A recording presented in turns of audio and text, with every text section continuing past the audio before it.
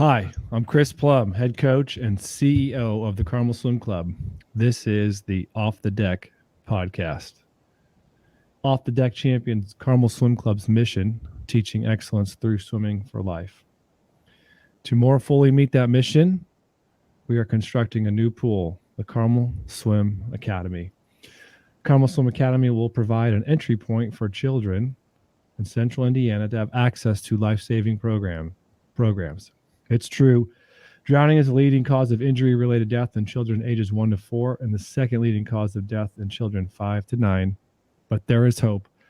Participation in formal swimming lessons can mitigate the risk of drowning by 88%. So, everybody, take swim lessons. Help us out. Let's get people water safe and save lives. So, to learn more, visit www.carmelswimacademy.org. Now let's get on with the show. Today's guest is the one and only Mr. Chris Webb. Chris Webb has been head coach at SwimMac. Well, not head coach. He coached at SwimMac Carolina. He's coached at Carmel Swim Club, and he was head coach at Fort Collins Swim Team, and then T2 down in Florida. Well-versed. He's, I would say, the main driver today behind the Gain Athletic Network. Kind of running the swim dryland part of that, and just an incredible swimming mind, and someone I would consider a close and personal friend. So, Chris Webb, welcome to the show. How are you today? I'm well, thank you, Chris. Thanks for having me. Yeah, we're incredibly excited to have you. Been waiting a long time to get you on here, but finally got you here. So, we're coming off of the Olympic trials. We're excited about the Olympic Games coming up, but let's first start talking about what Gain Dryland has done in terms of putting and helping people make the Olympic team, because we saw a lot of Gain athletes compete in finals and swimming really well and making an impact on that team. So what do you take away from all that? I take a lot of pride, first off, in the teams and the coaches that we work with. First, Gain, the Gambetta Athletic Improvement Network. The G in Gain is Vern Gambetta. First thing I do is to always be very humble in the fact that I've been able to work with Vern Gambetta, and that we were able to bring him in here in 2009 or 2008 to Carmel Swim Club, kind of begin some of this journey. So that's been a fantastic thing. And some of this has been incubating since even before that time. So that's one takeaway, is that this has been a long process of being an overnight success, multi-year, decade process. So, the Olympic trials was good for Gain swimming, so to speak. We had somewhere around 100 athletes affiliated with Gain participate in the U.S. Olympic trials, Wave 1 and Wave 2. We were affiliated with 10 athletes who made the American U.S. Olympic team. So that's pretty good. I mean, I think that's somewhere around, whatever percent of the team. And we don't really do that great at promoting those things, but we did have people tell us that. So we had outside entities telling us how well we did, which is always great. Yeah, no, that's honestly remarkable to have, that athlete, that many associated with Gain. So let's talk about that. You and I worked together at Carmel in the mid 2000s, and then we kind of came up with this idea. Basically, with the Gain swimming was, hey, we have a pretty good idea what's going on in the pool, but we really don't know anything about the dry land. Who can we call? And we called Vern. Mm-hmm.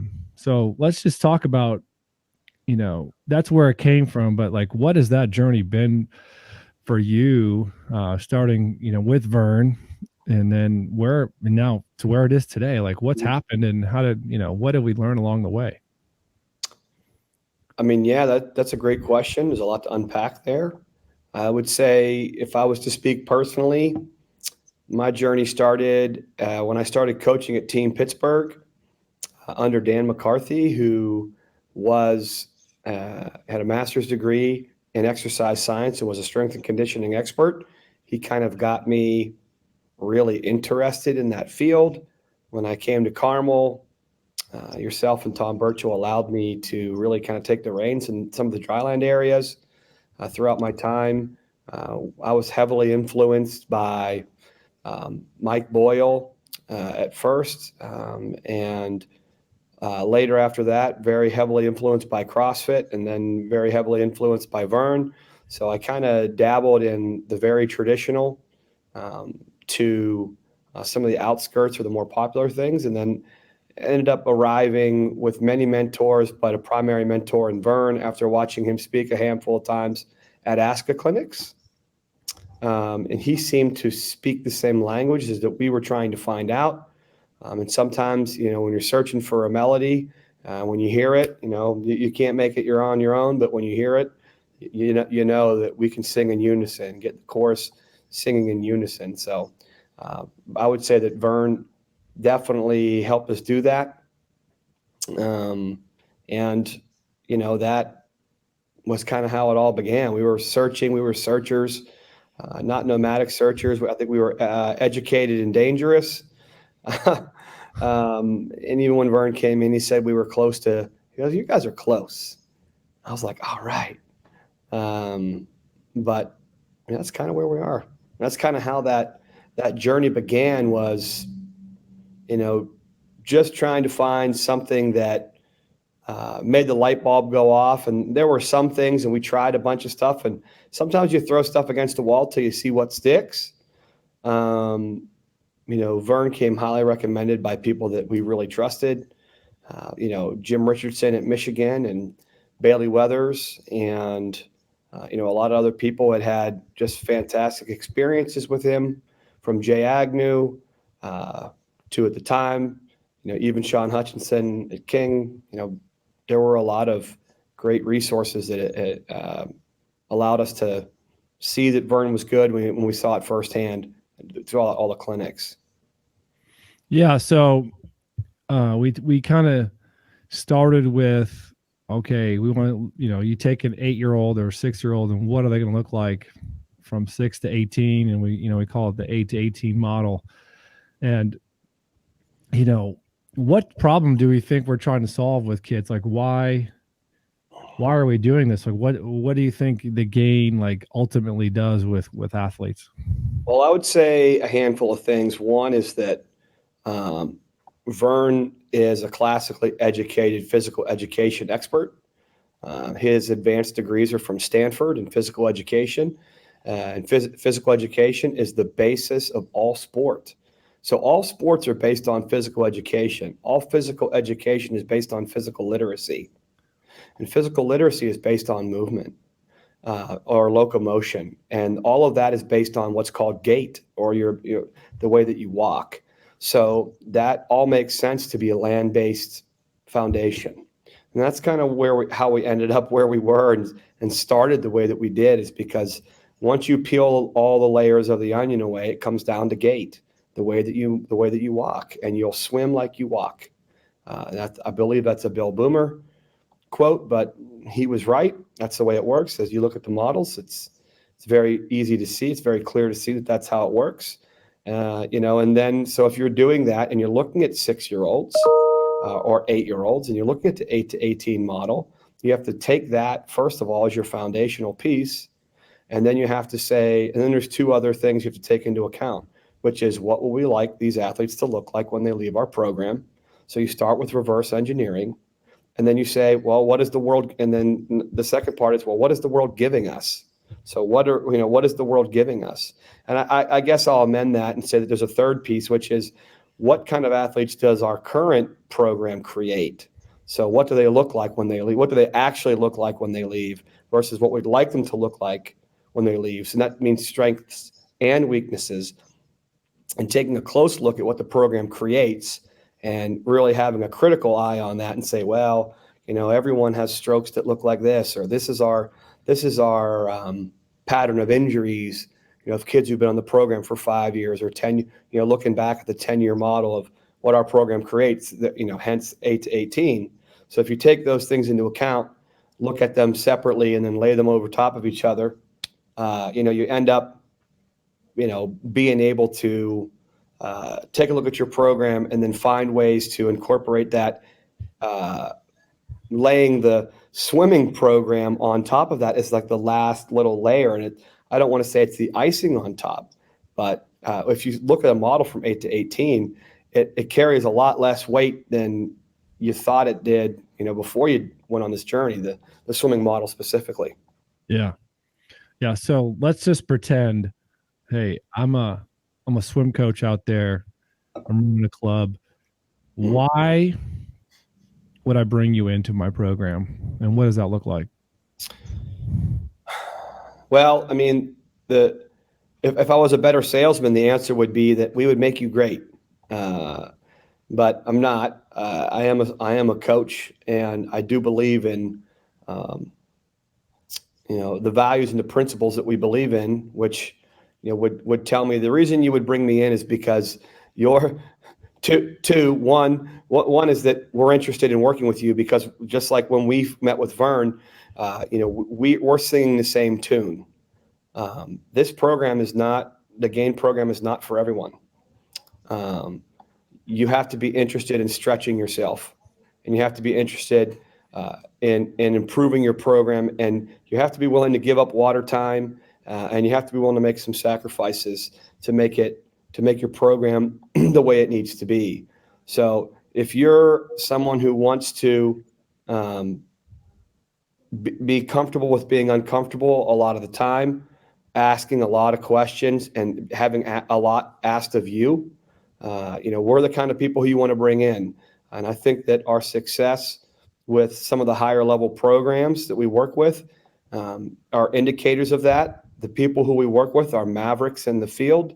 You can just take a look at the 10 people that we put on the Olympic team. And that's a pretty good idea of, those are the kind of people, those coaches are the most sought after people to speak and lecture. And they're the biggest idea people. And those are the type of people that we work with. I mean, if you're inquisitive and you're hardworking and you're interested in making the most well-rounded, bulletproof, adaptable athlete, that's what we're here for. If you just want to get strong, we're probably a bad group of people to bring in. Yeah. So I think at its core, it's like we believe that the first thing is like you're going to learn how to move better, right? So like we're teaching people how to move, which is just so incredibly important. And then the other part of that I would say is like injury prevention. Mm-hmm. And like, what have you seen in terms of injuries moving with that? Yeah, I mean, once again, a typical selling point is that we have a very low injury rate. Up until recently, we've had very, very little upper body injuries. We have a team that is having some injury problems right now, but being able to eliminate all injuries is nearly impossible, especially in a cyclical upper body sport that's repetitive like swimming. We do a lot of work to protect the areas, the typical troublemakers and hit takers in the body. But that's just part, especially the younger you are, a lot of that becomes transparent and you don't really see it because it just becomes part of fantastic foundational training. Now, the older they get or the later they start this process, or the more maybe just genetic differences that kids have, makes us have to do more targeted injury prevention as they get older. But as you look at the program overall and our teams that have been doing it for a long time, we have no specialty injury prevention because a lot of our work by design is baked into the cake, so to speak. So, and that's always been one of our biggest assets, and it's always been one of Vern's largest assets when he was working with, literally $1 million arms with the White Sox and the Mets and all of the professional sports was, wow, we we work on the shoulder by never working directly on the shoulder. We don't have shoulder problems because we don't work on the shoulder, and people don't understand that it's about total kinetic chain work, and that's how we get that done. Yeah, we're working on the shoulder connecting with the hip, right? And that's the whole point, is it's not isolated. It's all working together. The shoulder's a funnel. The shoulder is a funnel for force, either force production or force reduction. Yeah, that's a great point. So how many clubs are you working with, Chris? Some of that stuff we don't disclose, but we're working. I would say if you were talking about the entire Gain network, that's people and that's how we like to think about it. We really like to think about it as a family of people, and maybe a family is a bad word, but a network is probably. It's also, network's a little cold, so it's somewhere in between family and network. Yeah. I would say that we're involved with about 24 clubs over the years. Over the last decade of the full-time consults. And then if you were to talk about our broader network of people who've attended our clinics, we're probably somewhere involved with maybe somewhere near 100 clubs who've come to our clinics and worked with Vern and people that we talk to pretty much on a weekly basis that all connect with each other, and nationwide and even worldwide bonds of coaches that share ideas and come together and share all their, like I said, or a giant chorus. Yeah. So it obviously, it's so many things, right? It's a network, it's a connection, it's knowledge, it's bouncing ideas off of people. So all those things. Your role in that, when you think about what you provide and what you do, I think you're such a creative coach. How have you brought creativity to the kind of the systematic approach of the Gain system? Yeah, one of the most cliched things in sport is the dichotomous use of the art and science. And I think that, however, I think that programs run on systems, and systems are run by people. So the way I look at some of this is a little bit more from just a human interaction and relationship element. So if you can start there and know the end goal, you can really do things how you want. And I try to use this analogy, and sometimes it falls flat. But if I asked you to design a building for me, and it was 50,000 square feet, and you had all the skills to design anything, you could design anything, and I didn't give you really great directions other than that, you might be a little lost as to what I want the final product to be. But if I told you that you have 5,000 square feet and you're going to design a kitchen, and here's your budget, and you can design it any way you want, literally. Now because I've given you constraints, you now have freedom. Those constraints have created freedom for you to connect the dots any way you want. And I kind of feel like once I started understanding the parameters and the values and our key principles of the Gambetta method, I was able to just work from point A to point B. There's a lot of space if you can be creative. So I can draw a lot of squiggly lines between 2 points, no problem, and then reel it back in. So I think that there's freedom within constraints, and I've always found great ways to operate in that. And I believe because of my coaching background in swimming, or my job, most of my career was to be a successful assistant. And to be a successful assistant, despite what people say, is to complement the head coach. And whether they know what their weak spots or not is, you better know what your head coach's weak spots are. That doesn't mean you should ignore where you're competent, but being able to creatively fill the gaps and voids of whoever you're working for or working with allow you to be successful, and also kind of feed your passion. And my passion is creativity and that kind of stuff. And I come from a slightly different background. I grew up as a dancer. So I grew up dancing, and my mother's a dance teacher. So within that, especially in ballet and some of the other disciplines, there's a lot of routine and structure. But overall, dance is a very free-flowing, free-form activity. So the way that I look at movement and the way that I try to break stuff down is probably different than a lot of people who approach this. Yeah, and I think you often talk about that part and the creativity, and it was kind of an aha moment for me when we did this little test where you had to pick your favorite shape. It was a square, rectangle, triangle, a circle, and a squiggle line, and my eyes were drawn between the circle and the triangle, but you went right to the squiggle line. And that was an aha moment for me, recognizing, okay, you're a creative. And so how do you and I work together and complement each other, right? And so I think that's a great point you bring up about complimenting those around you and finding not people who think exactly like you, but maybe, think about principles, but how you get there might be different. Have you experienced that in other places? Yeah, I mean, I think that that's why, being able to have end goals in mind, and kind of just the adage of there's many roads to Rome.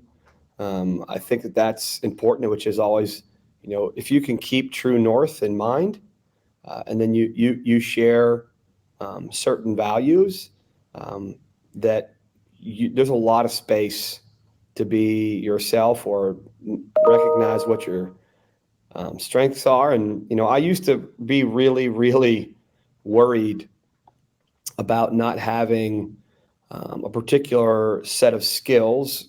Growing up in Pittsburgh, being from a blue collar family, and not hard work, early riser, do it by the book, be quiet. And a lot of my particular personal skills are very different than that, and those aren't necessarily my skill sets. So staying up late and not getting up early.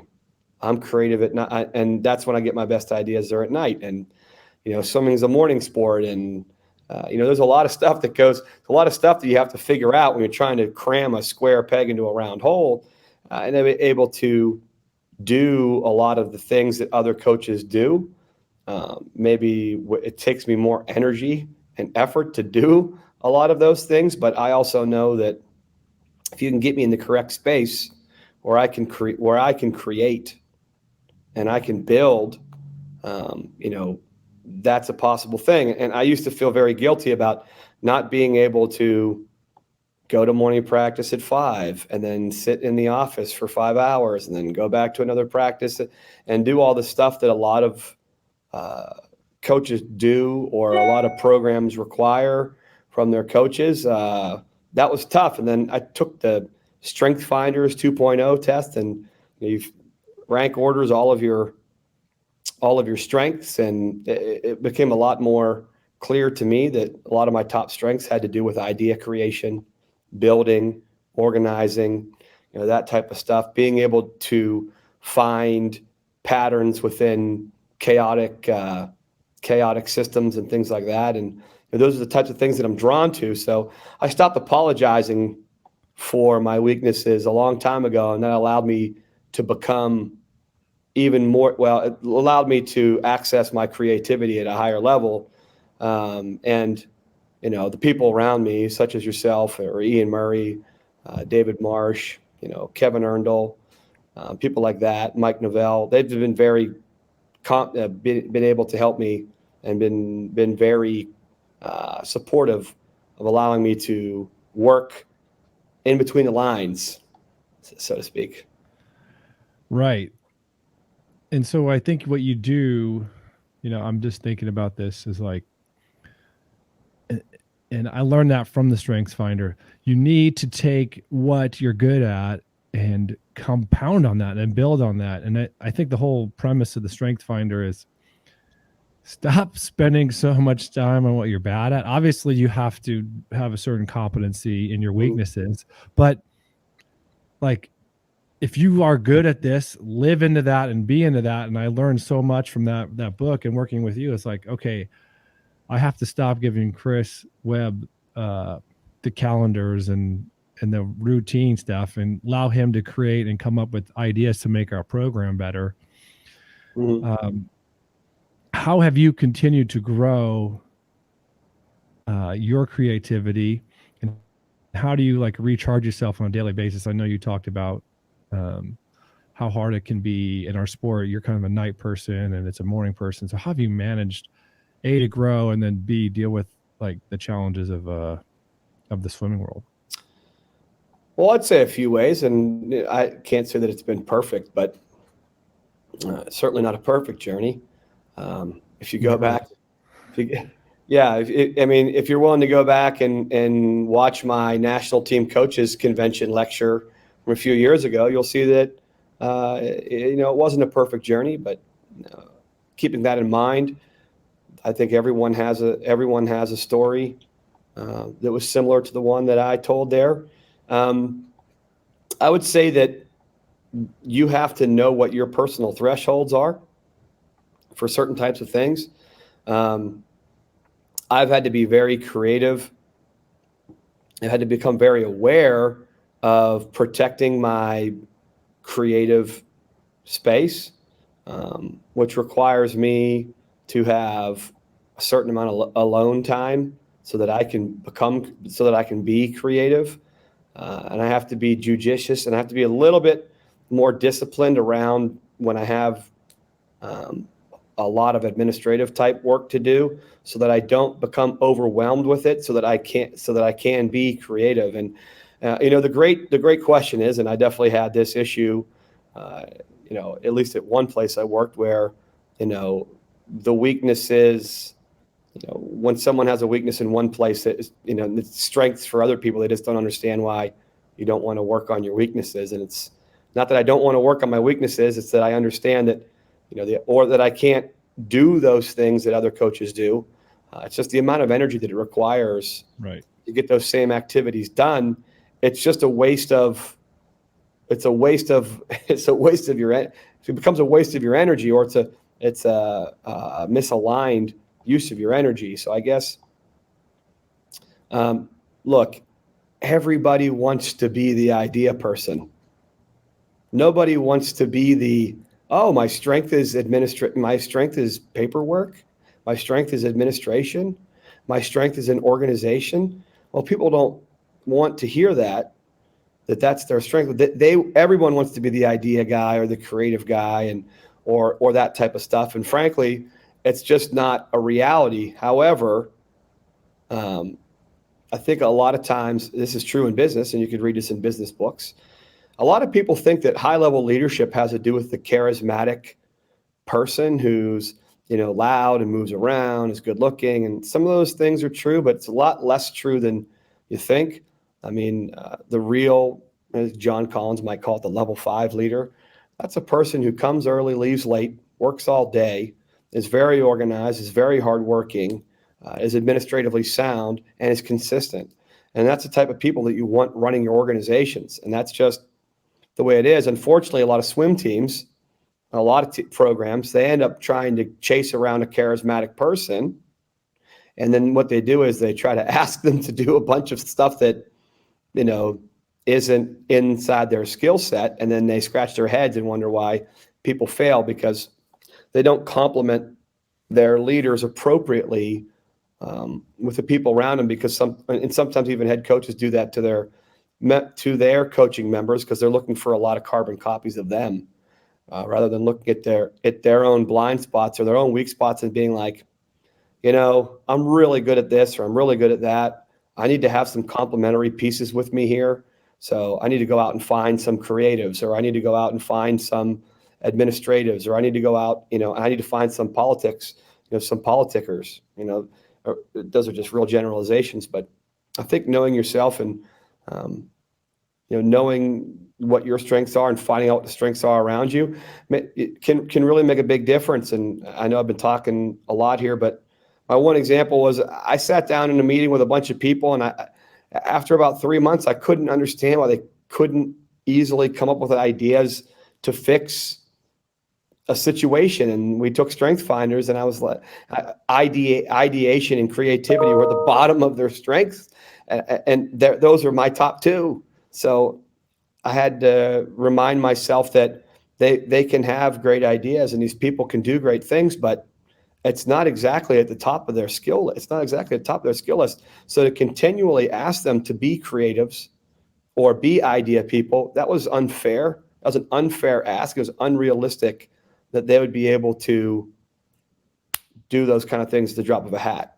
And then, having those employees become self-aware about what they were competent and what they were passionate about allowed us to work a lot better. Yeah, and those are hard conversations every time when you go, hey, I'm not good at this.